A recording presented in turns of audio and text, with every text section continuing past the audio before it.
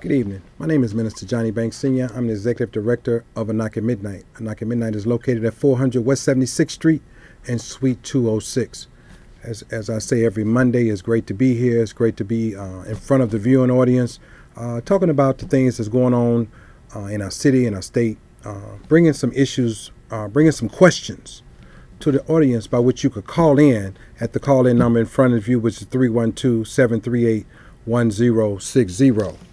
A Knock at Midnight. A Knock at Midnight, the framework behind our organization comes from a sermon titled by Dr. King, A Knock at Midnight, which he preached and is published in the book, A Strength to Love.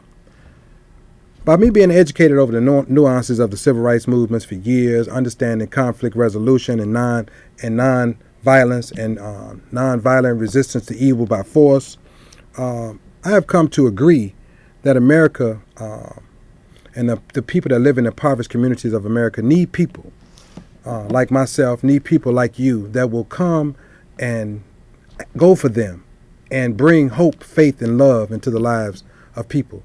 Our people are perishing due to a lack of knowledge, due to a lack of information, due to a lack of correct and righteous leadership. And so all of us need to be encouraged. All of us need to know that there are people that's working behind the scenes, because everybody's work does not get lifted up where all can see. There are many who are working in the trenches. There are many who are grinding in the interests of the people that have been disenfranchised and people who may not have as much as you do. As we enter this week of Thanksgiving, as we enter this week of being grateful, many of us need to just reflect on a moment on just exactly what are you grateful for? What are some of the things that you should be really happy about that are going on in your lives that could be much different?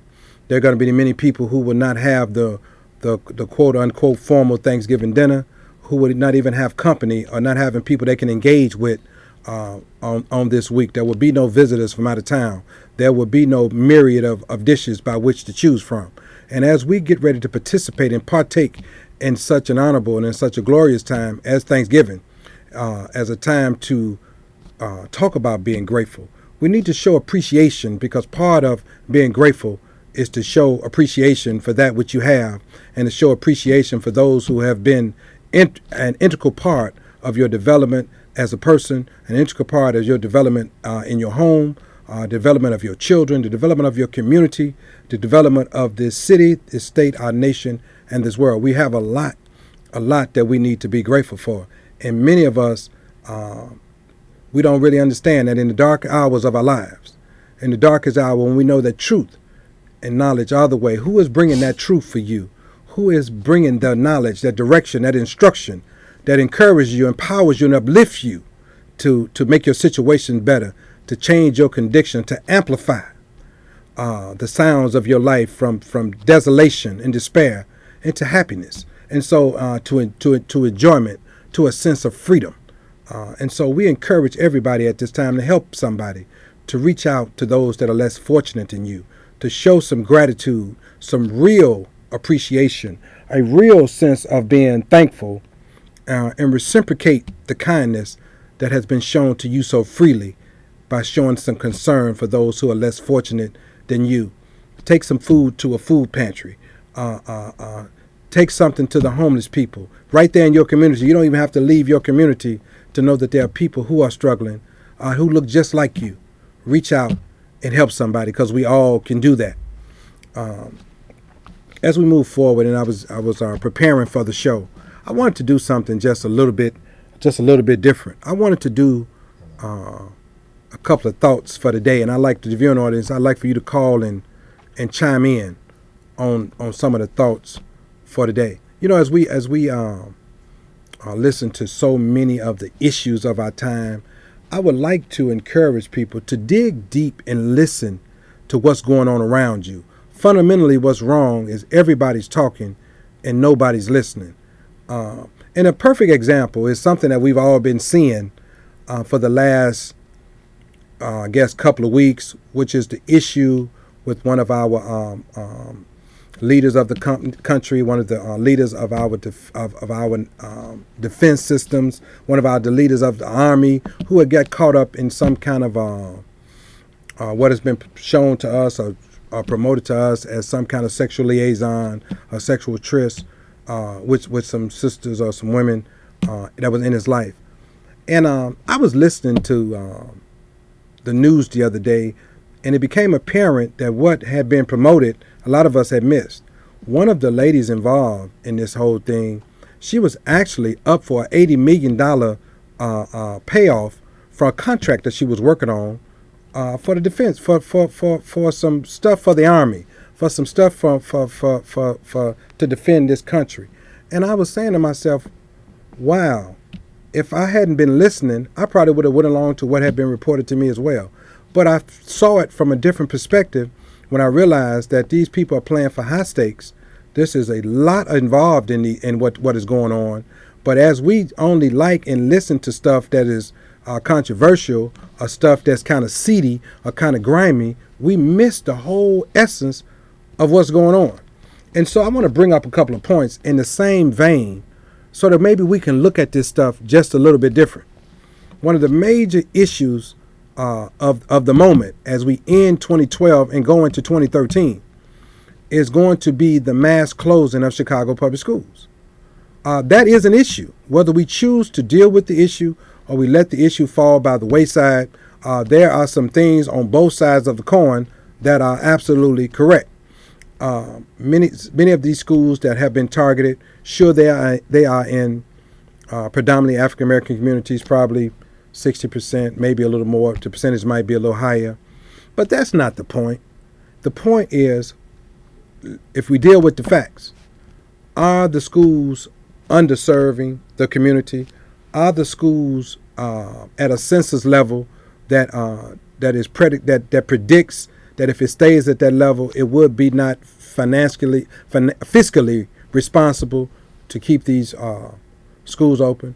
Is it true that some of the social ills in some of those same communities that we trump up when we start talking about gang issues and gang lines and this and that, and we make a lot of excuses and we make a lot of reasons, a lot of rationales why schools should close and why schools should not close, why it should be open, why it should remain open, what communities need, and what have you.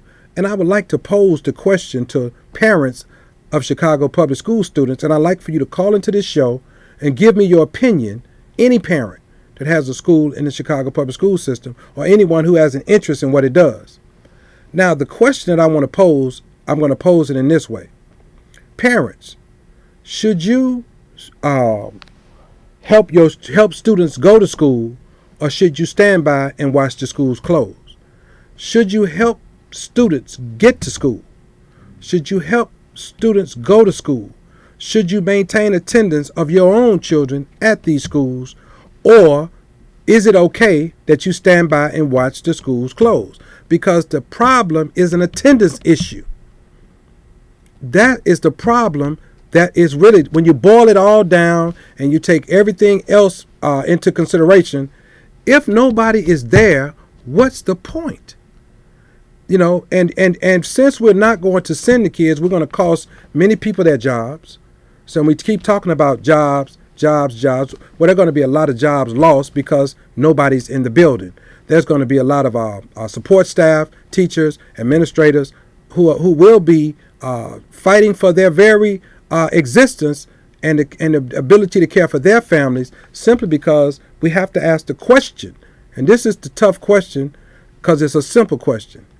As parents, do we stand by and watch our children not go to school, or do we stand by and watch the schools close? Again, my name is Minister Johnny Banks. The call-in number here is 312-738-1060. The reason I pose that question is that a knock at midnight, we're working with the school system to help the schools bring back as many young people as possible back into the school system. We need students in the seats. In a knock at midnight, we put boots on the ground. And we need parents to join us and assist us with helping us get these young people who are not engaged in the educational process, who are not going to school for whatever reason. If you are having a problem getting your child to school and you know they should be in these schools, high school and elementary school, give me a call. My name is Minister Johnny Banks. I can be reached at 773-488-2960. We have to get the students in the school to make the rational argument of keeping the school open. none of our communities need to be void of the history and the rich traditions of some of the schools. As grandparents and great grandparents and our forefathers, different people have come to these educational institutions, have graduated and tried to make some out of their lives, and now we're looking at those same schools where the census counts are dismal at best. And a lot of that is because many of those same young people, we are having 20% or better of our students who are not going to school. And if we can get those 20% back into a Chicago public school, then we can make the rational argument of why schools should not close. Because to make an irrational argument of we need it there for the community, but the community is not supporting the institution, that means that the institution has not failed, the community has failed. And we cannot go to sleep at the wheel at the education of our children, at the safety and security of some of our young people who the community school is the only school that they really can thrive in and be the best they can be in. And we need to really realize that as we start dealing with some of the social emotional learning issues, as we start dealing with some of the issues of violence and some of the issues of confusion that has contaminated some of our school institutions. And so I'm trying to be as simple as possible. Parents, do you stand by and watch the schools close? Or parents, do you help get the students in the school? Please call in at 312-738-1060. We'll take our first call. Call, are you there? Yes. Good evening. How are you? I'm just fine. How are you? I'm good. What is your question or comment? Well, I was wondering about the qualifications of the teachers that are in these schools. Okay. Are they qualified to teach kids? When you say qualified, what do you mean? Do they graduate from teachers' college? Well, that is a question that I will answer yes to, but I would also encourage any parent that you have a right to ask the principal or ask the administrators of a school what is the credentials of the person that's teaching your child. And this is what I'm talking about, is that when parents are not involved in the process, then we always have questions that have answers. I see. You know what I'm saying? Mm-hmm. And so if it's just like if I was to release my child to you, not only should I ask who you are, not only should I have a phone number for you, but I should be interested in what is your expertise around the educational needs of my child. Exactly. And you should not be offended. You should readily be able to tell me what institution you graduated from, what is your degree in, what is your passion for teaching, why are you teaching. All those questions should freely flow from the loins of an educator. You're right too. You see, and it's not that the teacher has to come by your house and show you their portfolio. It's for you to go to the school with your child and ask for the teacher and yourself to have a relationship by which you all can discuss what they know, what you don't know, and how you can help your own child. Yeah, and until we can get enough people asking those simple questions, then the simple question I'm posing won't make sense. Because as a father and as a parent, if I have a child that's school age that's at home at 8 or 9 o'clock, why would I be concerned about whether the school closed or not, and my child is not going anyway? So it doesn't make a lot of sense. So we spend a lot of time making an argument that really does not bring forth any fruit and does not make sense. You understand what I'm saying, Carla? I really do. You know, and I really appreciate you for your question, because I think that is a valid question and it's one that should be asked by all parents.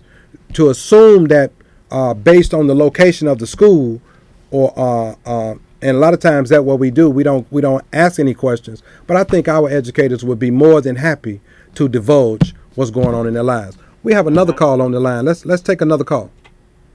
Call, are you there? Yes, I'm here. Good evening. How you doing? I'm fine. Okay, I am a parent that has been involved with my son since he was 2.5 years old. Yes, ma'am. Went to preschool. Okay. Okay, I had to go in and get my son IEP'd and everything for him to, progress. These people are lazy. They do not want to do their jobs. Okay. You see what I mean? And I understand what Rahm Emanuel is doing, making them be accountable. Let me ask you a question before you hang up, caller. Could you tell everybody, all of us, what an IEP is? It's an individual education plan. My son has ADHD and he has a learning disability. Okay. And you, caller, you still with me? Yes. Okay. Because since I really enjoy when you guys call in, because not only does it give you a chance to say what you want to say, but give me a chance to ask a couple of questions as well. A young man or young lady with an IEP. What difficulties do they have in terms of being educated? What I feel that my son is lacking in being, engaged. Okay. You see what I mean? They want him in a special education class, but my son does A1 work. My son was #1 at his school. He won a notebook in the ISAPs. So Okay. I know that it can be done. You see what I mean? You just have some teachers that don't want to do their job. I even had to threaten to sue Okay. before I can get the services for my son. Anytime they call, I'm there. Okay. I am there to see about my son. So it's parents out here that do for their kids. Oh. It's that these educators are not helping the parents do for the kids. Okay. Hey, mom, let me ask you a question. Stick with me, okay? I'm gonna ask you another question. Now, in many respects, we got we don't throw the baby out with the bathwater, right? Okay. Because as parents like you doing what you're supposed to, you own it. But at your school, how many students do you think go to your son's school? I think about 500. Let's say at 500. Have you been to a parent meeting at that school? Oh yeah, I go. Yes, I go. And when- I am engaged. Okay, now when you're there, just from your perspective, out of 500 students, when they call the parent meeting, give me a number you think might show up. Them fools don't show up, but that's them. No, I care about my son. Okay, now I can't worry about nobody else. Now stay with me. Stay with me, Mom. Stay with me, because you doing the right thing. Okay, now this is the point I'm trying to make with the parents, right? Okay, we got you doing what you're supposed to. You at the parent meeting, you engage with your child's education. You got his individual education plan rolling. He has excel beyond imagination. Yes. Right, but now you one voice out of 500.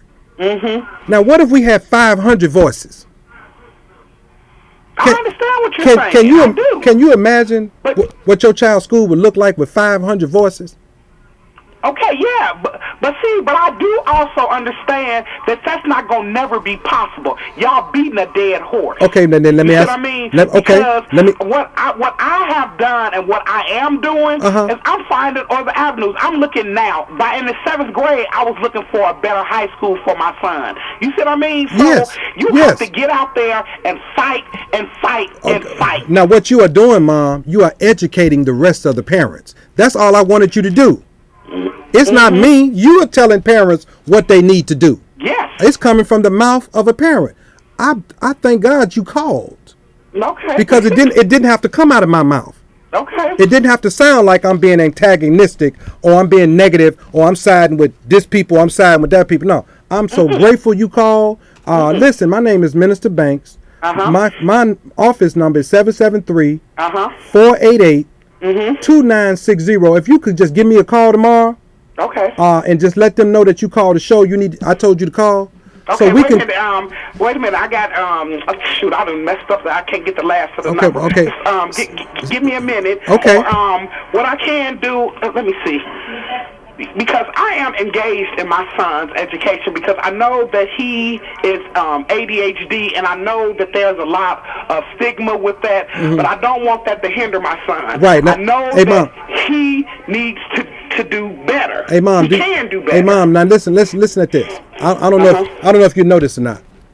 About 30% of Chicago public school students have an IEP. Now, if we had that 30% of parents engaged like you engaged, we wouldn't even be having this discussion. Oh, I'm gonna make them do it. That's what I'm talking Cause about. they know when they hear me, when they see my face, Uh-huh. they know it's that lady coming up in here. You know, she mean business, and they know I mean business. My son know I mean business. Well, maybe- because Barack Obama ain't gonna be there forever. Well, maybe people like myself and you, maybe we can get together, work through how do we work with other parents, and you can become the catalyst to help other parents work in the interest of their children around their education. I can do only what I can. Now, do. you sound like you got a movement in you. Oh no! You Okay. know what? I just don't play. I just don't play. You see what I'm saying? I'm with you. I just don't play. Hey, It's hard out there. call me, please. know what I'm saying? Okay, what is the number again? 773 773 488 488 2960. 2960. Yes, ma'am. God bless you. In your name? I'm Minister Banks. Minister Banks. Yeah. Okay. We're going to talk tomorrow, okay? Okay, I'm going to call you. All right, you be blessed. All right, thank you. All right. All right, bye-bye. Let's take another call. Call, are you there? Yes, Minister Banks, thanks for the show. Good evening, sir. How are you? I'm doing fine. Okay, what's your question or comment? I got a comment Okay. here. My opinion is that some professions, especially teaching, and when you're dealing with children, and especially young children, Mm-hmm.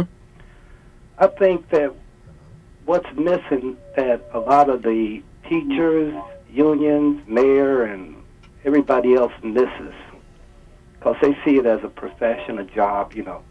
I think the one thing that you're missing is some of these professions call for love. Okay. And I don't care what your degree is, whether you have a degree, don't have a degree, all of that. If you don't have that love to teach and that love to help, I think you'll go through it as if it's a job. Absolutely. Absolutely. And you won't be the same. You won't put forth the same kindness, patience, carefulness Mm-hmm. that only love can bring forth. Absolutely. And I think that, when you go out on strike and you want more money and parents want their children to graduate and move from one level to the other, Mm-hmm. they don't really check the teachers to see if they're teaching with love. Okay. And I think that's what we're missing. If you put love in there... Well, let me ask you a question. How can the parent check the teacher if the parent does not go where the teacher is? The parent has to go Well, if you... where the teacher is. Am I Okay. right? Say we have a problem that parents don't do that. Okay. Then we have to attack that and find out how is there a way we can find out if teachers have love, even though the parents don't have the time, don't have the inclinations to check for it themselves. Okay. Well, listen. Hold that. I'm gonna take another call, and I'm gonna get right back to that. Call. Are you there? Yes, Hey. Good evening. How you doing? I'm here. Hello. I'm good. You here? Uh-huh. Okay. What's your question or comment? You on the line? Mine? Yeah. You on Yes. the line? We're listening. My comment is that a lot of our parents, and it's shaming to see their focus, and they believe the initial teacher strike was around getting more personal funding. Mm-hmm. But as a parent of a student who goes to an inner city school, the initial fight was to get the same funding that the schools on the north side have, and more privileged and more financially stable neighborhoods have the equality across the board. Uh-huh. No one's holding them accountable. Okay. Well. It's not. Okay, go again. You going in and out on me, caller. But I'm gonna respond to what I heard, and what I'm gonna respond to of what I heard you say is this: nobody are the parents. We keep looking for somebody to hold them accountable outside of those people who are sending these kids to school every day.